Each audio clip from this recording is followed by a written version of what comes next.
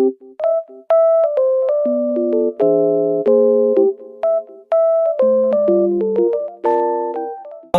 mga bendo dyan, no? So, nandito tayo kay Sir Mark. Sir Mike. Sir Mike pala.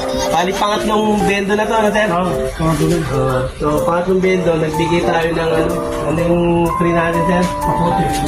Kapote ng bendo. Yung copy cover natin. Yan, bendo cover. Tama-tama yan kasi waterproof to. Waterproof. So, sa ano to? Sa bandang Maligaya, Tarlac City. Ayan. Sir, kamusta naman yung bento natin, sir? Ha? Okay na, sir. Interview na ng konti, ha? Kumikita naman, no, sir? No? So, maganda naman yung negosyo. So, yung brand natin, yung Angels and Love. Universal na po ito. Yan, Universal. So, ayan, set up po na namin, ha? Mamaya na, okay. Don't stop. Go on. So, ito na, sir. Okay na, na-set up na ulit natin yung bendo niya. Oh my God!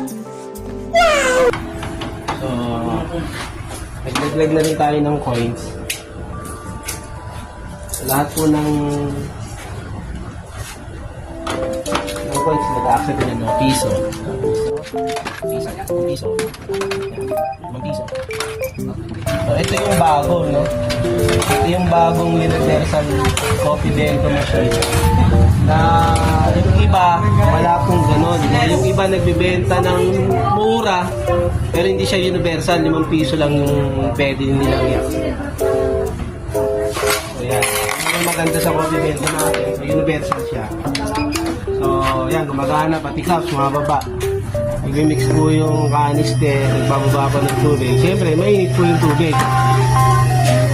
Importante, kaya nga kape, kapag hindi mainit yung tubig, ibig sabihin may tama po yung kaya lumusok pa po.